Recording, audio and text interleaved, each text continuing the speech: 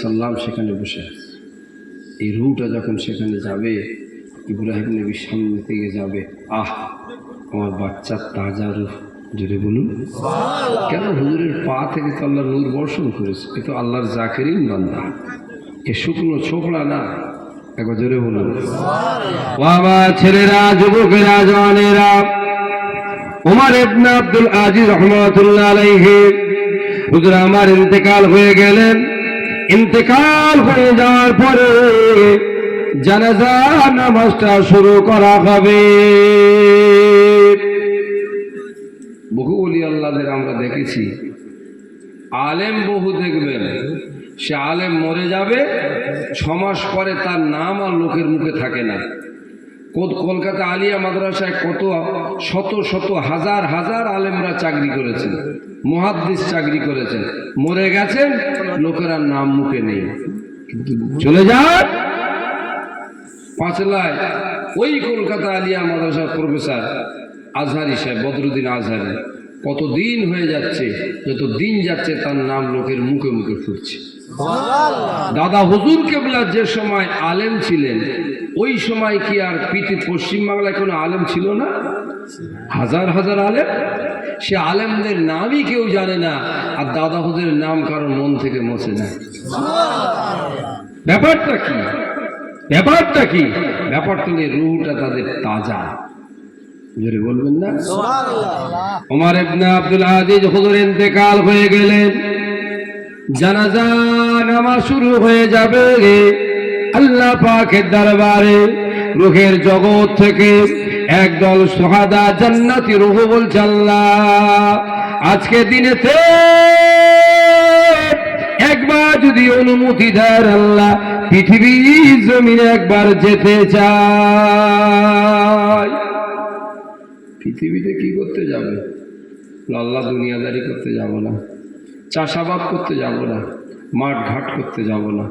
অনুমতি যদি দেন, ওমর ইবনে আব্দুল আজিজের জানাজা করতে যাব।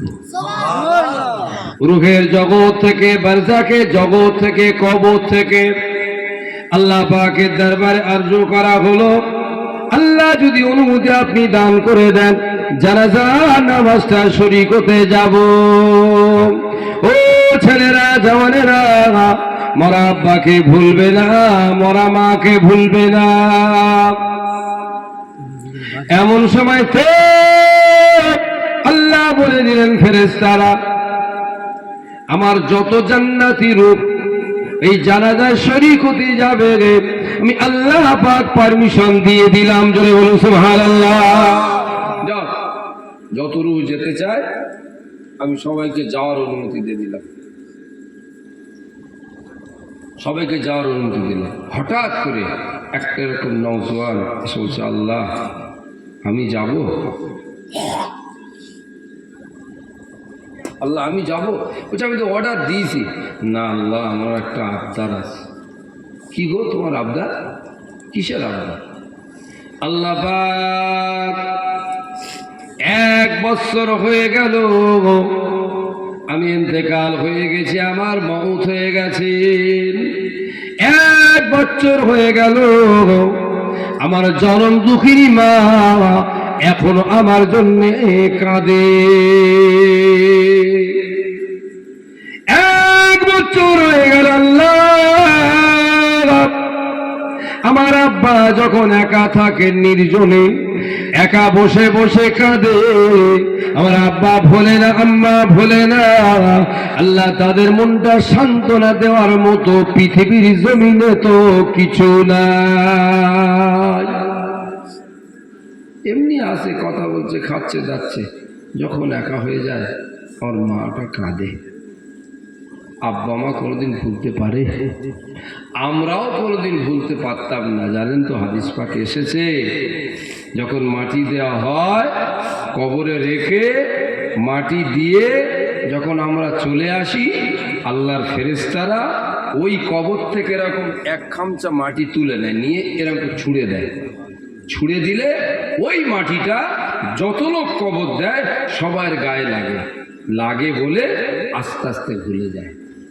তা না হলে মরার পরে, মাটি দেওয়ার পরে মানুষ পাগল হয়ে যায়। ফেরেশতারা এক মুঠো মাটি নাকি আমাদের দিকে মুখের দিকে মেরে দেয়, যা আস্তে আস্তে ভুলে যা। কিন্তু মায়ের হৃদয়কে কে ভোলাবে? ওই ছেলেটা আল্লাহ দরবারে আবদার করেছে, আল্লাহ 1 বছর হয়ে গেল, আমার জনম দুঃখিনী মা তো ভোলে না। ও ছেলেরা রে, ও জওয়ানেরা, যুবকেরা, পৃথিবীর জমিনে সেই মা জানে গে যার কোল থেকে কলিজার বাচ্চাটা কবরে চলে গেছে। এখন সারা জীবন মা বেঁচে থাকবে, এই জ্বলনটার কখনো মিটবে না। মাই জানে কি কষ্ট, মাই জানে। আল্লাহ আমি জানাজা পড়তে যাব, বারজাকে জগতে পারমিশন চাচ্ছে, আল্লাহ বলে ঢালা অর্ডার দিয়েছে, আল্লাহ আপনি একবার যদি অর্ডার দেন, আমি যে আপনার কাছে এত সুখে আছি, এত শান্তিতে আছি, আমার মা জানে না, আব্বা জানে না, একবার অনুমতি দান যদি করে দেন, আমার জান্নাতি মুখটা একবার আব্বাকে দেখাবো, আম্মাকে দেখাবো, তারা সারা জীবনের মতো শান্তি পেয়ে যাবে।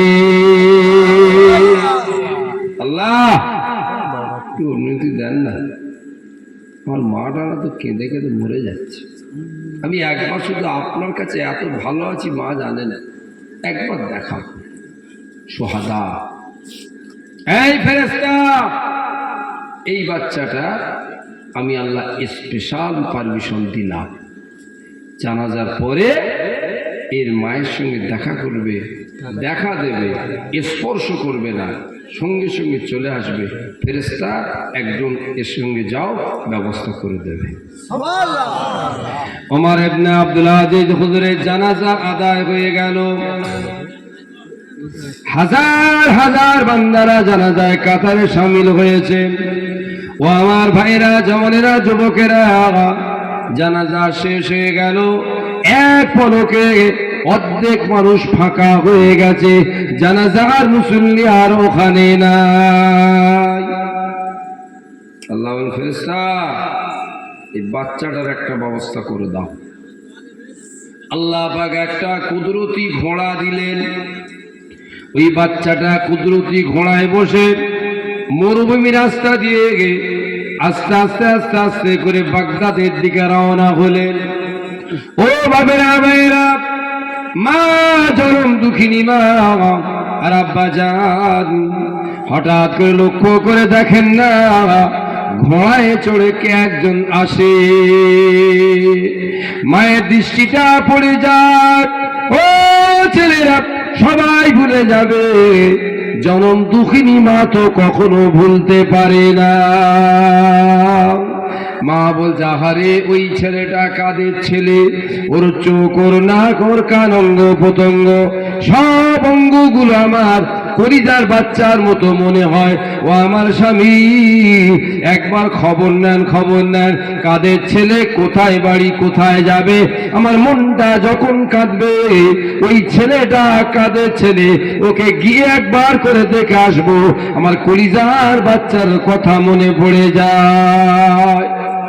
স্বামী দেখেন তো, ঘোড়ায় চড়ে আসছে, পুরো যেন আমাদের সেই ছেলে, একবার যান না। প্রচুর সব বলতে নেই, সেটা আল্লাহর ডাকে সাড়া দিয়ে চলে গেছে। স্বামী স্ত্রী কথা হচ্ছে, আস্তে আস্তে আস্তে আস্তে ঘোড়াটা যখন আগিয়ে আসছেন, যত কাছাকাছি আসেন, স্বামী এই চোখটা আর ফেরাতে পারে না। আল্লাহ, একই অঙ্গ দেখা যায়, চোখটা, নাকটা, মুখটা, হাতটা, কোনো পরিবর্তন দেখা যায় না। আব্বা তাকিয়ে আছেন, আম্মা তাকিয়ে আছেন, কেউ আর চোখ ফেরাতে পারে না। কাদের বাচ্চা সোনা মানিকটা কোথায় যাবে, এক দৃষ্টিতে তাকিয়ে আছেন। আস্তে আস্তে ঘোড়াটা সামনে এসে, আসসালামু আলাইকা ইয়া উম্মি, আসসালামু আলাইকা ইয়া আবি, ও আব্বা জান, আম্মা জান, আপনাদের প্রতি সালাম। কে বাবা, কে বাবা তুমি? তোমার আমার সোনামানিক ছেলের মতো তুমি দেখতে বাবা, একটু আমার কাছে আসবে? কাদের ছেলে বাবা তুমি? এসো না গো বাবা। জনম দুঃখিনী মা, ও আব্বাজান, না না, আমি অন্য কেউ নয়, আমি আপনার সেই কলিজার সোনা মানিক সন্তান। কাঁদবেন না মা, কাঁদবেন না, ও মা কাঁদবেন না, একবার কাছে আয় বাবা। আব্দুল আজিজের জানাজা নামাজ পড়তে গিয়েছিলাম। ও বাবা ছেলে রে, একবার কাছে আয় বাবা, চলে আয়। না মা, যাব না, যাব না, যাব না, আল্লাহর সঙ্গে কথা দিয়েছি মা, আর আপনার সঙ্গে কথা দিয়ে গেলাম, আপনার জন্য আর আব্বার জন্য আল্লাহ জান্নাতের দরওয়াজায় অপেক্ষা করে দাঁড়িয়ে থাকবো। জোরে বলুন সুবহানাল্লাহ। ইল্লা মান আতা বিকলবিন সালিম। আমার ভাইরা, মরার পরেও সম্পর্ক রাখা যায়, ইন্তেকালের পরেও সম্পর্ক রাখা যায়। ভুলে গেলে হবে না বাবা।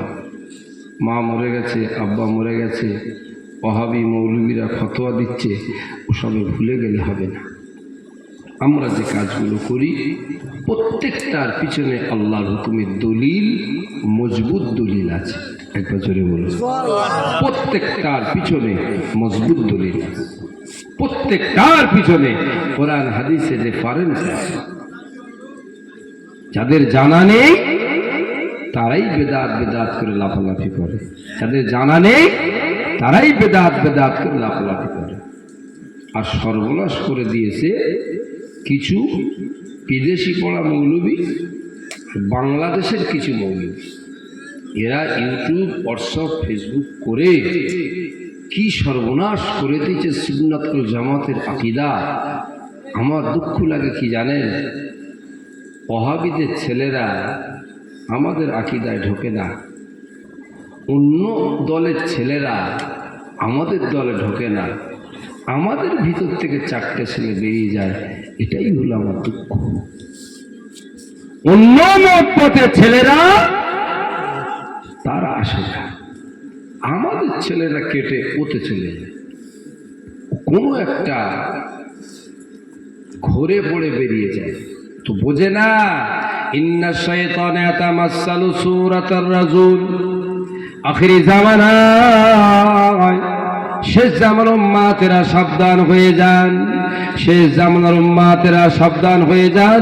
আমার নবী পাক বলে দিলেন, খবরদার খবরদার খবরদার, ও আখিরি জামানার উম্মাতেরা, তোমাদের সামনে ইবলিস শয়তান মানুষ যে হাদিস বলে বলে বেড়াবে, আদেও তোমরা বুঝতে পারবে না ওটা হলো শয়তান।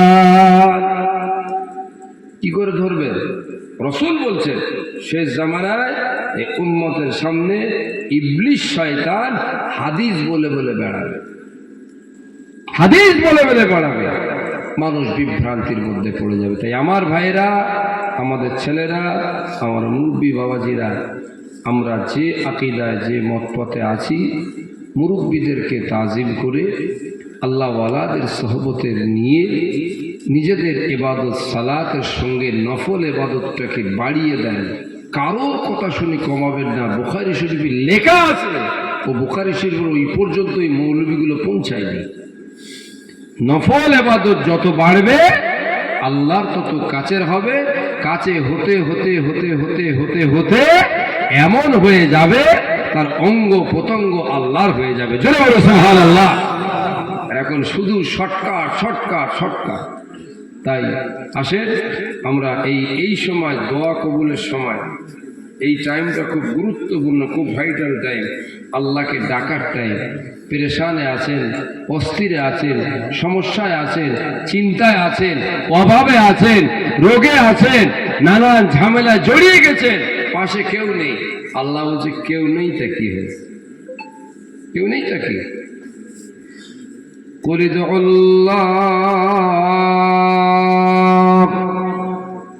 আমি তো আছি। যেটা বলবে না সুবহানাল্লাহ। চলে তুই এসে আমাকে বলবি আল্লাহ, আমার জিকির করবি, আমার ডাকবি, আমি আল্লাহ তোর পাশে থাকবো, কেউ না থাকলেও তোর কিছু যায় আসে না। আমার মুজাদ্দিদুজ্জামান ফুরফুরা শরীফে আমিরুশ শরিয়াত আলা হযরত দাদা হুজুর পীর কেবল রহমতুল্লাহ বলছেন, 30 পারা কোরআনের 6666টা আয়াতের ভিতর থেকে একটি আয়াত আমি আবু বকর সিদ্দিকী যদি না পেতাম, আমার কলিজা, জিন্দা আবু বকরের কলিজাটা ফেটে যেত। এই একটা আয়াতই আমার দিলটাকে ঠান্ডা করে। সেটা কি? কুল ইয়া ইবাদি, কুল ইয়া ইবাদি। এ বলবে গুনাহগার, ও বলবে বদমাশ, ও বলবে ডাকাত, এ চোর, এ অমুক, এ তমুক, আমরা বলবো। আল্লাহ তোরা ওইসব বলছিস, আমি ওকে বলছি কুল ইয়া ইবাদি, ও আমার বান্দা। জোরে বলবেন না সুবহানাল্লাহ। দুনিয়ার মানুষেরা খারাপ বলে তোমাকে ছেড়ে দেবে, আল্লাহ আদর করে বান্দা বলে ডাক দিয়ে বলে বান্দা কোনো চিন্তা নেই, কোনো ভয় নাই, আমার দয়া থেকে নিরাশ হবি না, আল্লাহ বলে চলে আয়, আমি আল্লাহ তোকে ফেলবো না। জোরে বলো সুবহানাল্লাহ। লা তাকনাতু মির রাহমাতিল্লাহ।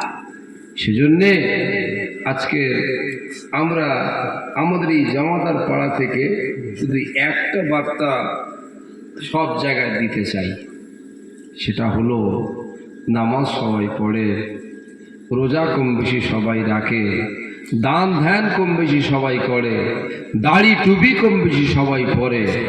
একটা জায়গায় তফাৎ হলো, একটা শ্রেণী আছে যারা তাদের জীবন দেবে তো রাসূলুল্লাহ শানে এতটুকু বেয়াদবি করবে না।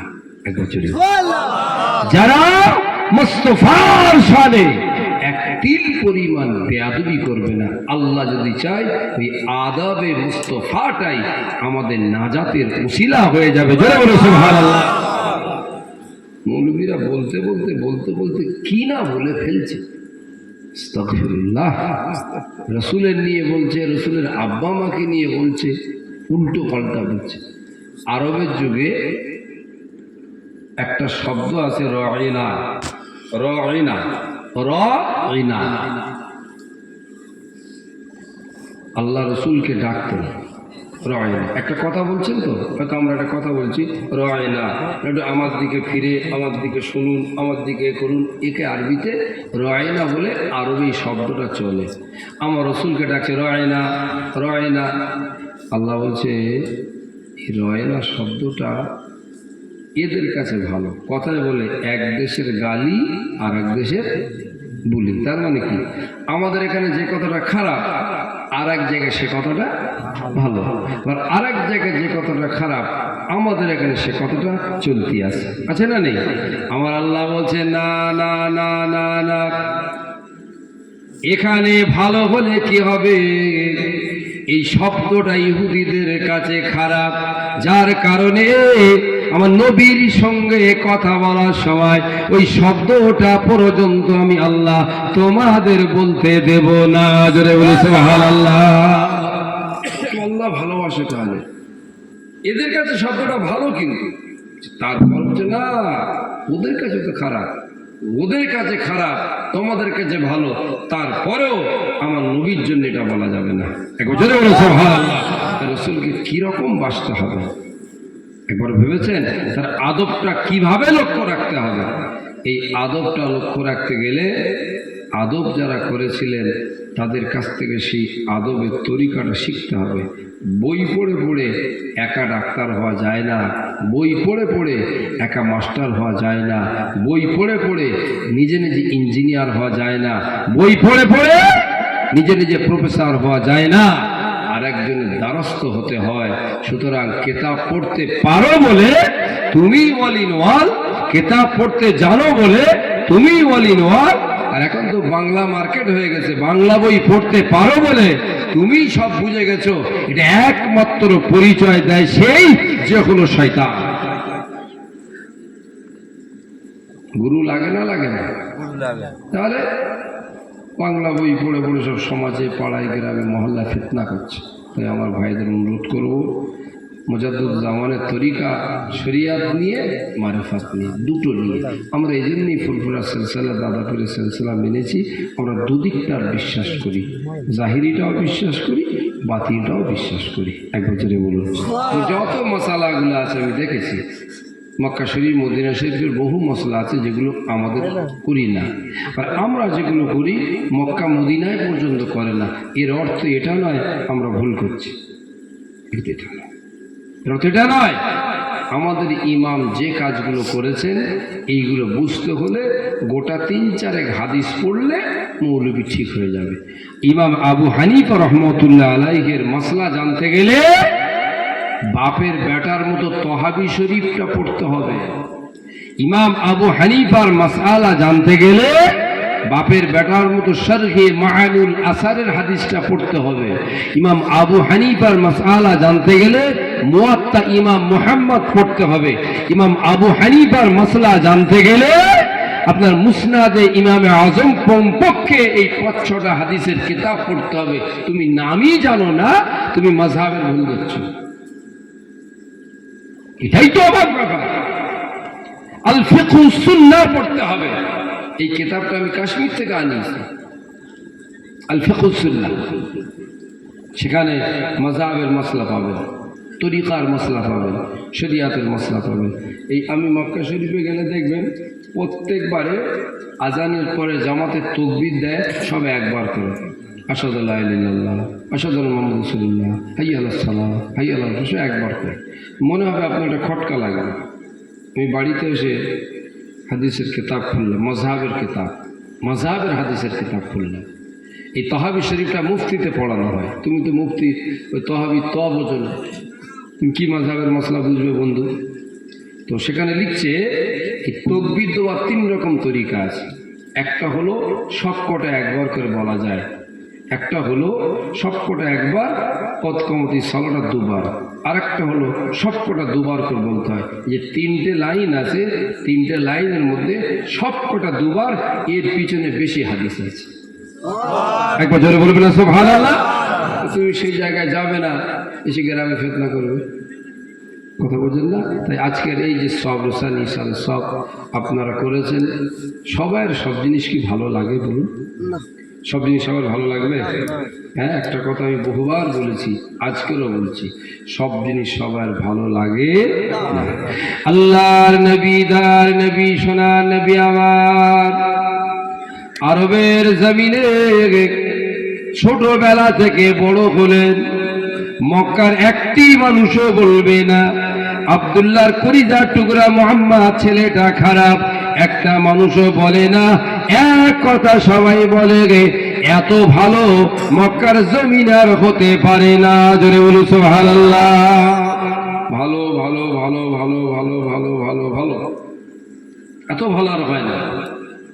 যেই হক বলা শুরু করলেন বাতিলের বিরুদ্ধে, আল্লাহ এক, আমি আল্লাহর নবী, শিরক বন্ধ করো, এটা বন্ধ করো, ওটা বন্ধ করো, এই 40 বছর ধরে যারা ভালো বলেছিলেন তাদের সব এন্ট্রি হয়ে গেল, তাই কি না?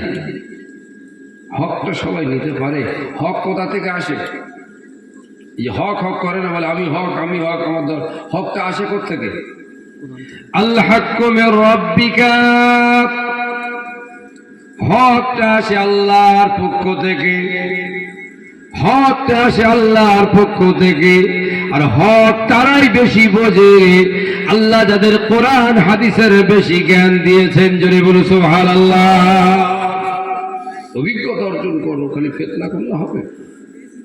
ও আমার ভাইরা বাবেরা, আল্লাহ নবী পাক যখন কালেমা দাওয়াত দিলেন, হকের কথা বললেন, কোরআনের কথা বললেন, তাওহীদের কথা বললেন, নবুয়তের কথা বললেন, রিসালাতের কথা বললেন, না না না, ওই মানুষগুলো আমার নবীকার ভালো চোখে দেখে না। আল্লাহর নবী হয়ে গেলেন তাদের চোখের কাঁটা। কত লোক আমাদের এন্ট্রি হয়ে যাচ্ছে, অমুকের এন্ট্রি, বাকিউল্লাহর সঙ্গে এতদিনের বন্ধুত্ব ছিল, ভাব লাভ ছিল, এই কথাটা কেন বললো? চা, এই কথাটা কেন বললো? আফাতুমিনুনা বিবাযিল কিতাব ওয়া তাকফুরুনা বিবাযিল কিতাব। সেই মৌলবী নাকি এটা সুবিধা মতো এটা হ্যাঁ, সুবিধা মতো এটা না, তো তারা মাসলাকে মুজাদ্দিদুজ্জামান, মাসলাকে আবু হানিফা। একবার জোরে বলো সুবহানাল্লাহ।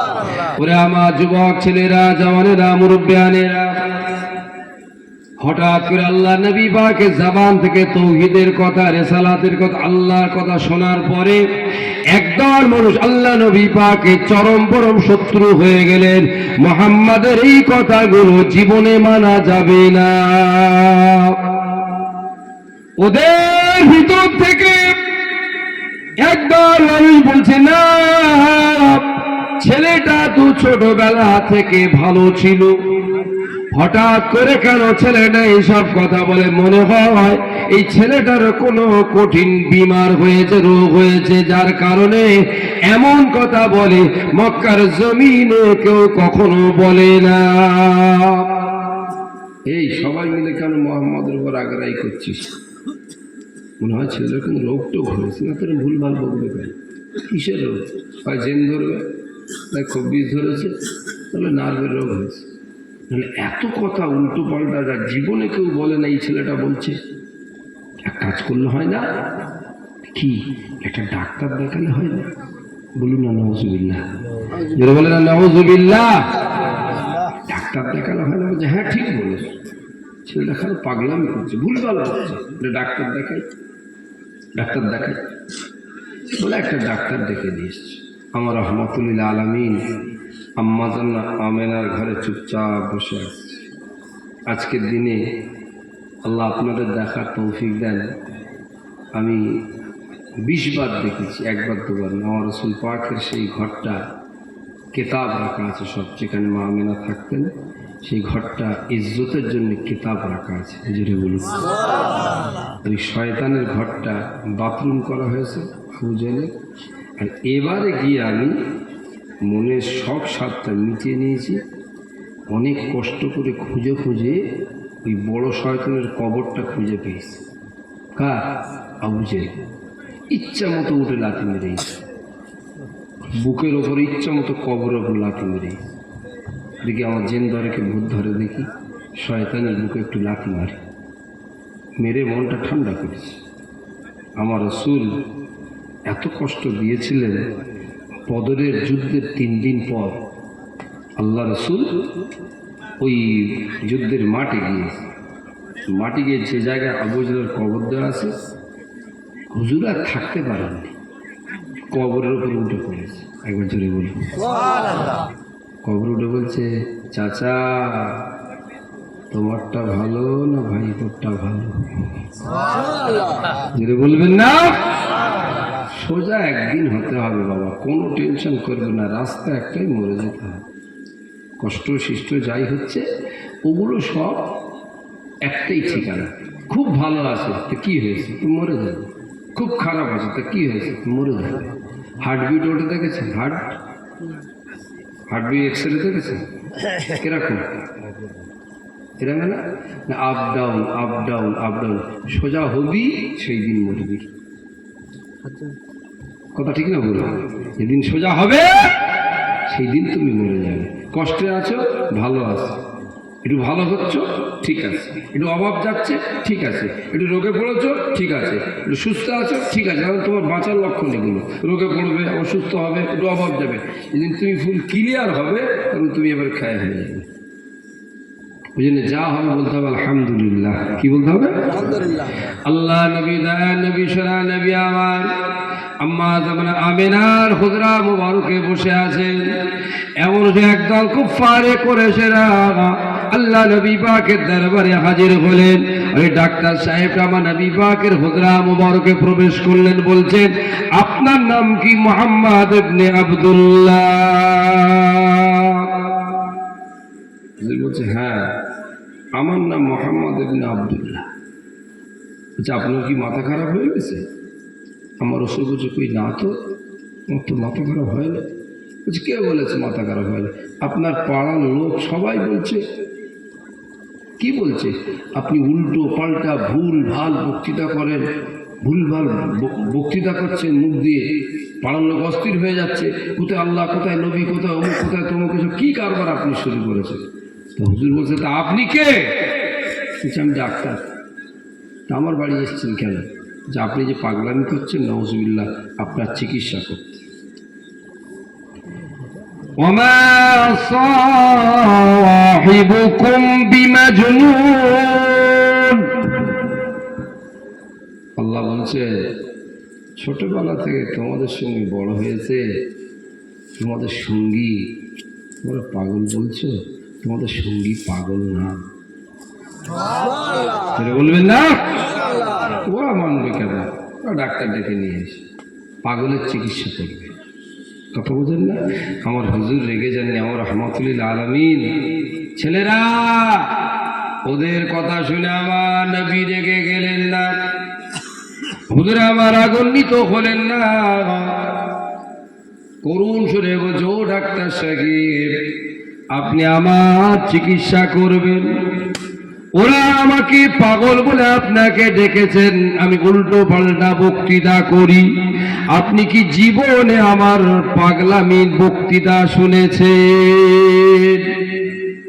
ওরা তো বলছে মোহাম্মদ পাগল। তা আপনি কি শুনেছেন কোনোদিন চিকিৎসা করতে? বলে, আমি তো শুনিনি। তা আপনি কোনদিন শুনলেন না? আমার বাড়ি চলে এলেন চিকিৎসা করতে, আমি কি পাগলাম করি?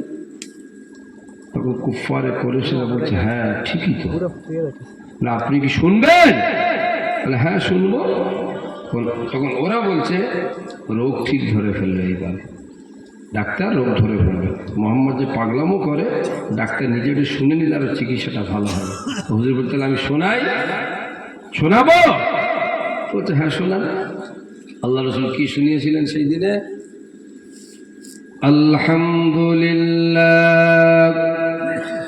আলহামদুলিল্লাহ নাহমাদুহু ওয়া নাস্তাঈনুহু ওয়া নাস্তাগফিরুহু ওয়া নু'মিনু বিহি ওয়া নাতাওয়াক্কালু আলাইহি ওয়া নাউযু বিল্লাহি মিন শুরুরি আনফুসিনা ওয়া মিন সাইয়্যাতি আমালিনা মান ইয়াহদিহিল্লাহু ফালা مضل له ومن يضلله فلا هادي له وأشهد أن لا إله إلا الله وأشهد أن محمدا عبده ورسوله। এই কথা বলার পরে ডাক্তার সাহেব বলছেন, না আর বলতে হবে না, রোগ ধরে ফেলেছি। কাফেরা নাচতে শুরু করেছেন।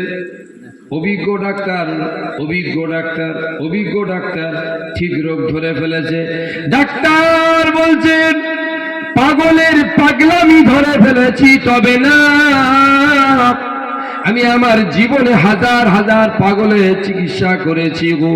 আজকের মোহাম্মদ ইবনে আব্দুল্লাহ যেটা আমাকে শোনালেন, আমি পাগল ধরে ফেলেছি, তবে না, মোহাম্মদ ইবনে আব্দুল্লাহ পাগল নয়, তাকে যারা বলে পাগল তারাই হলো পাগল। জোরে বলো সুবহানাল্লাহ। পাগল ধরে ফেলেছি, তবে ইনি নয়, তোমরা। এই জোরে বলবেন না সুবহানাল্লাহ। আপনার লাইনের লোক আপনাকে পাগল বলবে না, আপনার ভালো লাগবে। পাগল বলবে তারা যারা আপনার থেকে বেলাইন। ওই সময় ডাক্তার সাহেব বলে, না, আপনাকে বলেছিলাম মুহাম্মদ ইবনে আব্দুল্লাহ, আপনি মুহাম্মদ ইবনে আব্দুল্লাহ নয়, আপনি হলেন মুহাম্মাদুর রাসূলুল্লাহ। জোরে বলো সুবহানাল্লাহ। সেজন্য ভাই, সব জিনিস সবার ভালো লাগবে না, বললে হবে না। আপনি দাদা হুজুরকে মানেন মানে সবাই মানবে, আপনি পাঁচ হুজুরকে মানেন মানে সবাই মানবে, ও বললে হবে না। সবাই সব জিনিস ভালো লাগে না, কিন্তু ভালো নাই লাগতে পারে, তাই বলে খারাপ ফতোয়াটা দেওয়ার অধিকার কিন্তু কারণ নেই। কথা বোঝা গেল না? আমির শরিয়াত এই কদিন আগে সাইফুদ্দিন হুজুর কেবলা রহমতুল্লাহ আলাইহি দরবারের সবথেকে বড় মুরব্বী ছিলেন। হুজুরের জানাজায়, হুজুরের যখন জানাজা হয় সে বছর আমি তখন ছিলাম মদিনা শরীফে। অধীনেশ্বর। খবর পেলাম সেখানে হুজুরের সাইকুদ্দিন হুজুর কেউলার মেয়ে জামাই সব আমার সঙ্গে ছিল, আমার একসঙ্গে মদিনা শরীফে। হুজুর এখানে ইন্তেকাল হয়েছে। আমরা সেখানে হযরতে আবু বকর সিদ্দিক রাদিয়াল্লাহু তাআলা, আমার রাসূলের বড় সাহাবা, ওনার যে বাড়িটা, আমি আমার সঙ্গীদের নিয়ে বলি চলো হুজুরের ওই বাড়ির ওখানে যাব, গিয়ে আমরা দোয়া করব, আল্লাহ এই সেই সিদ্দিক আকবর তার আওলাদের আওলাদের আওলাদ আজ ফুরফুরা জমিনে ইন্তেকাল হয়েছে, ইসালে সব করব বলে আমরা সেখানে ইসালে সব করেছিলাম। তো বংশের বড়, তো বংশের বড়, সবার ইচ্ছা ছিল মাজার শরীফের মধ্যে দাফন করার, মাজার শরীফের ভিতরে, কিন্তু এত জায়গা শর্ট, একটা কবর খোঁড়ার মতো জায়গা নেই। তারপরে সিদ্ধান্ত করলাম বাইরে দেওয়া হবে, সবাই মিলে সিদ্ধান্ত করেছে। তারপরে সিদ্ধান্ত না, ভিতরেই দেওয়া হবে, সামনের দেয়াল ভেঙে একটু বাড়িয়ে নেওয়া হবে। ইসাল সব যাবেন দেখবেন সাইকুদ্দিন হুজুরগুলা যেখানে দাফন করা আছে সামনের দেয়াল ভেঙে একটু বাড়ানো আছে। ভেরি রিসেন্ট এই দেয়াল ভাঙা, এদিকে কবর খোঁড়া, এরকম সব। এর মাঝখানে এই কিছুদিন আগে একটু পায়ের দিকে মাটি ধস নেমেছিল, মাটি ধস নেমেছে। এই ধস নেমেছে শুনে সবাই দৌড়ে গিয়েছে, আল্লাহু আকবার, গিয়ে দেখে না শুধু ভেতর থেকে জান্নাতের খুশবু বেরোচ্ছে। একবার ধরে বলুন না সুবহানাল্লাহ। কি শুনে কি ঠাট্টা করছে লোক, কত লোক, হায় হায় হায় হায়। আর তুই তো ঠাট্টা করবি, তোর বাপের কবর থেকে পচা পায়খানার গন্ধ বেরোচ্ছে, তুই তো ঠাট্টা করবি। হ্যাঁ, ইমাম বুখারী রহমতুল্লাহ আলাইহি, তিনি বুখারী শরীফ লিখেছেন, ইমাম বুখারী রহমতুল্লাহ আলাইহি দাফন করার পরে কবর থেকে এত খুশবু ছড়িয়েছিল, মানুষ ইশকে ফিদা হয়ে গেছিল। অসিক দেখি হতেই পারে, এসব নিয়ে মানুষ ফিতনা করছে। সেজন্যে আমি আমার ভাইদের বলবো, মাঝে মাঝে যাবেন, জিয়ারত করবেন, কারোর কথা নেবেন না, জিয়ারত করবেন। আর মুরব্বীদের সঙ্গে সম্পর্ক রাখবেন। নতুন নতুন মশলা অনেক সামনে আসবে, ওটা মাওলানা দিচ্ছে না শয়তান দিচ্ছে আপনি বুঝতে পারবেন। তাই রাসূল বললেন ইন্না শাইতানা ইয়াতামাসসালু সূরাতার রাজুল, শেষ জামানায় তোমাদের সামনে ইবলিস শয়তান আলেম হয়ে ওয়াজ শোনাবে আর শুধু হাদিস বলে বেড়াবে। আমার তো ভয় হয়, যাব কোথায়? আমরা সাধারণ মানুষ কোথায় যাব? সেজন্য মাযহাবের উপরে আছি, এর উপরে থাকবো। জোরে বলুন ইনশাআল্লাহ। আমাদের ইমাম আজম আবু হানিফা রহমতুল্লাহ আলাইহি, আল্লাহ এত বড় ইমাম করার পরেও হুজুর বলছেন, আমি আমার জীবনে 2 বছর যদি ইমাম জাফর সাদেক আহলে বায়াত তার গোলামতি না করতাম, আমি আবু হানিফা ধ্বংস হয়ে যেতাম। এক বছরে বলুন, কত বড় হানাফি মাযহাবের বিশ্বাসী মাওলানা হয়েছে, তুমি ওলি আল্লাহদের গোলামতি করবে না? আমার ভাইরা, আর বহু লোক আপনাকে বলবে, বহু লোক বলবে, বহু লোক বলবে। আমি এদিনে বসিয়াটা এরিয়া জলসা করছি, একজন মিশন করেছে, মিশন চিরকুটলিকে বলি, হুজুর এই বালিকা মিশনে জাকাত ফেতরা নেওয়া চলবে? বালিকা মিশনে জাকাত ফেতরা চলবে? বসিয়াটে। আবার আল্লাহ যদি চাই 19 তারিখে আমিনিয়া মাদ্রাসার ইসালে সব 3 দিন হয়, 17, 18, 19 তারিখে এই আমি দীর্ঘ মনে হয় 15-16 বছর করছি, ঠিক রাত 1:30টায় আমার টাইম থাকে, লক্ষ লক্ষ মানুষ ওখানকে একটু ফতোয়াবাজি করবো আল্লাহ যদি করে। হ্যাঁ, ওখানে 19 তারিখে যাই, আমার টাইম আছে 19 তারিখ রাত 1:30, এই 14-15 বছর চলছে। তো আমাকে বলছে, হুজুর ওই বালিকা মাদ্রাসায় মিশনে জাকাত ফিতরা চলবে কেন বলেন? লিখে পড়ে বলো, মৌলবীরা তারা সব মাদ্রাসা খুলে বসে আছে, তারা সব ফতোয়া দিয়েছে চলবে না। আমি হাঁড়ি ভাঙি, আমি বসিরহাটে হাঁড়ি ভাঙবো? শ্রোতারা বলতে হ্যাঁ ভাঙেন, ভেঙে দিই। বলে হ্যাঁ। আমি বাকিবিল্লাহ লিখিত ফতোয়া দিচ্ছি, কোনো মাদ্রাসায় জাকাত ফিতরা দেওয়া যায় না। প্যাডে লিখবো রেডি, নেটে লিখে ছাড়বো রেডি, এখানে বসে থাকবো রেডি। চলো চলো, কোনো মাদ্রাসায় জাকাত ফিতরা যায় না। হাঁড়ি ভেঙে দেবো। হায় হায়, কি বলে রে? শোনো, ইন্নামাস সাদাকাতুল ফুকারা ওয়াল মাসাকিন, সাদকা ফিতরা হলো ফকির মিসকিনের জন্য। ফকির মিসকিন এতিমদের। একটা মাদ্রাসায় 500 ছেলে আছে, ওর মধ্যে এতিম কি ফকির আছে 5 জন। 5 জনের মাসে বছরে খরচা হবে কত? কত খরচা হবে? 5 জনের বছরে কত খরচা হবে? হ্যাঁ, 5 জনের কত খরচা হবে? 500 টাকা করে ধরলে 5 5 25, তাহলে 25,000 টাকার বেশি যেন এই মাদ্রাসার জন্য কেউ না দেয় সারা বছর। এখানে এতিম কজন আছে? গরিব ওই 2 জন, তাহলে 4,000 টাকার বেশি যেন কেউ না দেয় মাদ্রাসা। চালাকি ধরেছ? আর টাকাগুলো নিয়ে কী করো? ব কলমে জায়েজ করা হয়। কি কলমে? ব কলমে ওটাও জায়েজ, আর মিশনে ক কলমে জায়েজ। এই 2টো বাচ্চা লক্ষ্য করে 100 বাচ্চার জন্য জায়েজ, এটাও 100 বার জায়েজ। জোরে বলুন। এরপরে ঘাটবে আরো কড়া ফতোয়া দেবো। নামাজ পড়িয়ে, আজান দিয়ে, ইমামতি করে, মাদ্রাসায় পড়িয়ে, কোরআন পড়িয়ে, হজের তালিম দিয়ে, হাদিস পড়িয়ে টাকা নেওয়া জায়েজ নয়, জায়েজ নয়, জায়েজ নয়, জায়েজ নয়। পৃথিবীর মধ্যে হানাফি মাযহাবের সব থেকে যেটা দামি ফতোয়ার কিতাব হেদায়াত শরীফ, আল্লামা বুরহানুদ্দিন ফারগেরানি মারগেরানি, তার এবারত লেখা রয়েছে ওয়ালা ইয়াজুজুল ইস্তিজার আলাল আযান ওয়াল ইকামাত ওয়া তালিমুল হজ ওয়া তালিমুল কুরআন। মাদ্রাসাগুলো বন্ধ করো। পয়সা নিচ্ছ কেন? খামারি নিচ্ছ কেন? এই সবগুলো জায়েজ করা হয়েছে কিসে জানেন? আল জাইজু মা আল ইহসান। এই সবগুলো মানবতার উপরে জায়েজ। কিসের উপর? ইহসানের উপর, বিবেকের উপর, দয়ার উপর জায়েজ। হাদিস হাদিস করে ফাজলামো জুড়েছ কেন? মাদ্রাসায় পড়ে টাকা দিচ্ছ কেন? ইমামতি করে টাকা দিচ্ছ? এ মানি না, তা মানি না, টাকাগুলো দিচ্ছিস কেন? এগুলো জায়েজু মাল ইহসান। এসব বিবেকের ওপর, ইহসানের উপরে জায়েজ করা হয়েছে, না হলে ধর্ম অফ হয়ে যাবে। কথা বোঝা গেল না?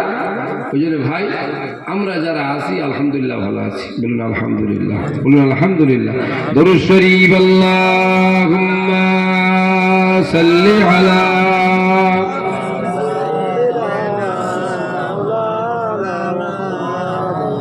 ওয়া আলা আলি সাইয়্যিদিনা। ছোট্ট একটা কথা বলে আপনারা আমার সেই কথার জবাবটা দেন। আমি আজকে খুব টায়ার্ড, জানেন তো। বাড়ি থেকে বেরিয়েছি সেই কালকে, বেরিয়ে সেই মাদ্রাসা করেছি, মাসকে জলসায় গেছি, সেই 62 পার হয়ে কোষাবা নদী পার হয়ে সুন্দরবনে বেড়াতে যায়, ওই ওখানে আমার জলসা করা হয়ে গেছে 11:30টায়। এইবারে আসতে হবে, সব বক্তাগুলো রওয়াজ হয়ে গেলে তবে লঞ্চে পার হবে। 11:30টায় জলসা করে সেই ভোর 5টা পর্যন্ত ওখানে বসে শুয়ে গল্প করে ডাইরেক্ট আজকে সকালবেলা ওখান থেকে এসে সোজা চলে গেছে হাওড়া জেলায়। দিনের বেলা একটা জলসা করেছি, রাত্রে একটা করে এখানে আসছি। খুব টায়ার্ড। আপনাদের শুধু একটা ছোট কথা বলি, সব কিছুর ফাংশন একটা মরে যেতে হবে, কি বলেন না? আর মরে যাওয়ার জন্য একটাই ফটায় রুহটা নিয়ে সব পড়ে থাকবে। ফাংশনটা কি নিয়ে? রুহ নিয়ে। হযরতে আব্দুল মুত্তালিব ইবনে আব্দুল্লাহ আল মুতাকিম হুজুর বড় তাবি মুহাদ্দিস ছিলেন। ইন্তেকালের সময় কষ্ট হচ্ছে। পাশ থেকে একজন বলছেন, আল্লাহুম্মা হাফিজ আলাইহি ফাইন্নাহু কানা সাখিয়ান। আল্লাহুম্মা হাফিজ আলাইহি ফাইন্নাহু কানা সাখিয়ান। আল্লাহ ইসনা আলাই আল্লাহ পাক এই মানুষটার মৌতের জখমদানি হচ্ছে আল্লাহ আপনার দরবারে দোয়া চাই এ মানুষটা আমাদের এলাকায় দাতা নামে পরিচিত আল্লাহ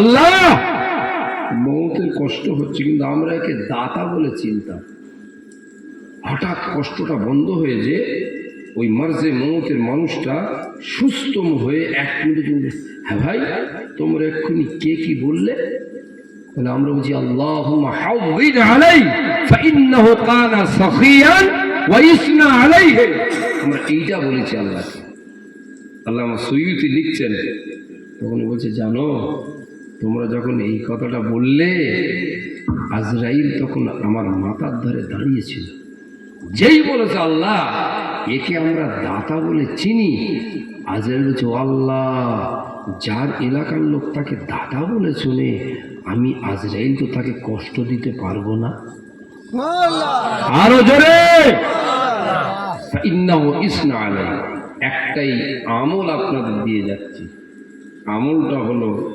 আনলিমিটেড ইবাদত আল্লাহর জিকির একবার জোরে বলুন এটা জারি রাখবেন নারকেলের স্বাদ পাবেন আর 2 নম্বর একটা কথা ভাই হিসেবে শেষকাল বলে যাই কতটা আমল করেছেন ওসব পরে ভাববো আপনার মৌতের আগে এবং আপনার জীবদ্দশায় এই যেন স্টাম্পটা আপনার গায়ে না পড়ে এই লোকটা খুব কৃপণ এই লাকাবটা যেন পড়ে এই গরিব হলে কি হবে এর মনটা বড় আল্লাহ এত খুশি হয়ে যায় বন্ধুর মতো আদর করবে তাকে কিন্তু যদি একবার গ্রামের 10টা লোক বলে ফেলে এ খুব কৃপণ আপনার আখেরাতের তকদিরে বাজ পড়ে যাবে আল্লাহ এই শব্দটা মোটে পছন্দ করেন একদম এই লোকটা খুব কৃপণ এই শব্দটা যেন না আসে কেন আনতুম শুহাদাউ লিল্লাহি ফিল আরদ এতগুলো মোমেন মুসলমান ওই লোকটাকে যা বলবে আল্লাহ বলছে আমিও তাই বলবো এতগুলো মোমেন মুসলমান সার্টিফিকেট দেবে আমি আল্লাহ গ্রান্টেড করে নেব বলবে না সুবহানাল্লাহ ভাই এই জানটা রুহটা যখন যাবে আজরাইল আলাইহিস সালামের কথা হলো সেই লোকটার নাম যদি দাতা হয় আমি তার রুহ বার করার সময় কষ্ট দেব না জোরে বলুন আল্লাহুম্মা আমিন আল্লাহুম্মা আমিন কষ্টে আছেন অভাবে আছেন সচ্ছলে আছেন অনেক পয়সা কম পয়সা কিন্তু আপনাকে খোদার খাতায় সাজতে হবে দাতা কেউ 1 টাকা দিলেও দাতা আর 1 কোটি টাকা দিলেও দাতা 1000 টাকা দিলেও দাতা 4 আনা দিলেও দাতা আমি তাই আমার যে কটা ভাই আছেন বেশি তো নেই যে কজন আছেন আপনাদের সামর্থ্য মতো আমি আমার আল্লাহকে দেখাতে চাই আল্লাহ মৌতের কষ্টটা ভয়ঙ্কর কষ্ট মিথ্যা বলতে হলে ছেলের জন্য বলেছি অন্যায় করতে হলে ছেলের জন্য করেছি আমি তো কবরে চলে যাব হয়তো আমার ছেলে আমার মনে করতে পারে নাও পারে কিন্তু এমন কিছু করে যাব কবরে শুয়ে প্রত্যেক দিন আপনার মর্যাদা বাড়ানো হবে জোরে বলবেন না সুবহানাল্লাহ সেজন্য যে কজন আছেন মসজিদ কোথায় তোমাদের এই মসজিদের কিছু কাজ করতে হবে কোন মসজিদে আজান হচ্ছে কোন মসজিদে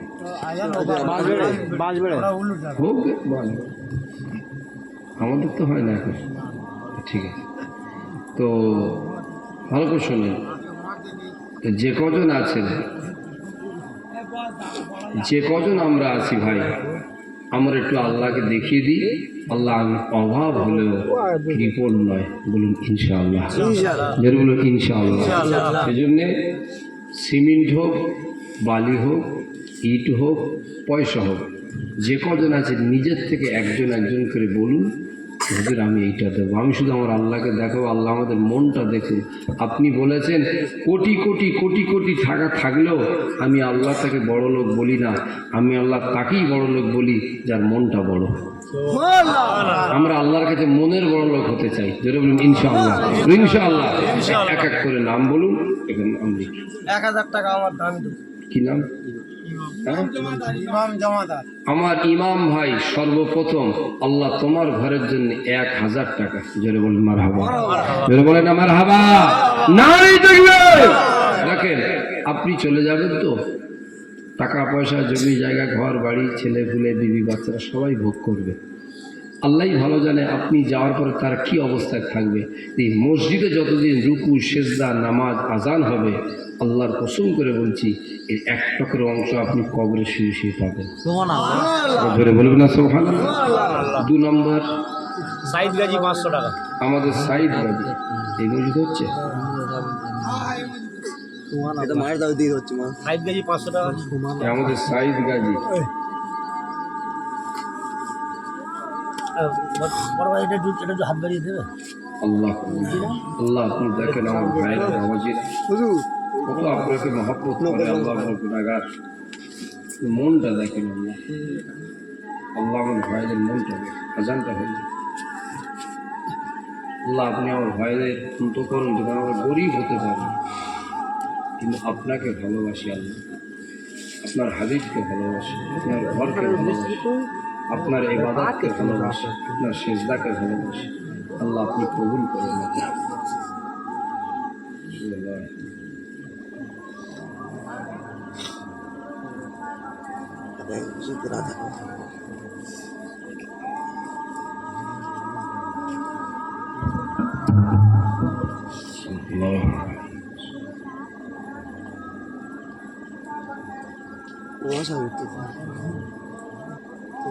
বরফ পড়তে কুয়াশা।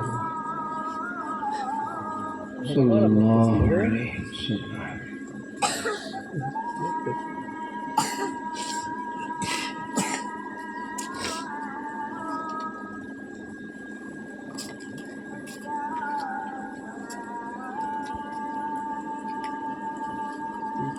বার করতে দেখি বান্ডুলটা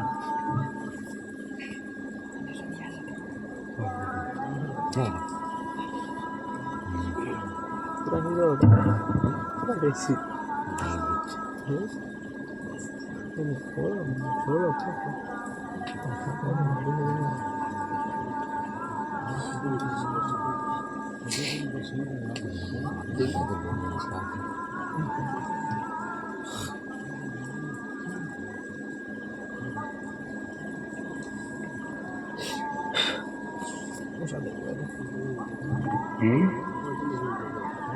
ঠিক আছে।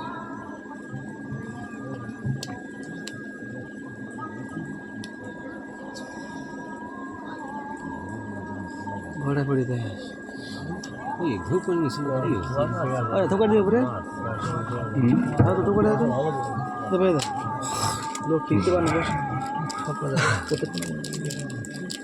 অনুষ্ঠানে কটা ইঞ্চি আর একটা আর আনতে কটা আছে দিয়া দেব দিয়া ওই কার্গো জীবন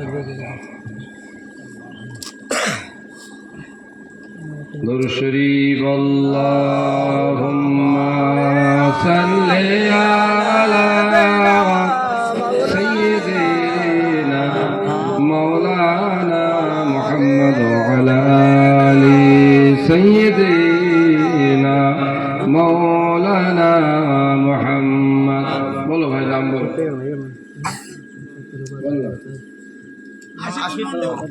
আমার আশিদুল ভাই, আল্লাহ তোমার ঘরের জন্য বাচ্চা কাচ্চা সংসার পাতি সব কিছু মাথায় নিয়েও আল্লাহর ঘরের মহব্বতে 1000 টাকা, জোরে বলেন মারহাবা, জোরে বলেন মারহাবা, নারী দেখবে, নারী দেখবে।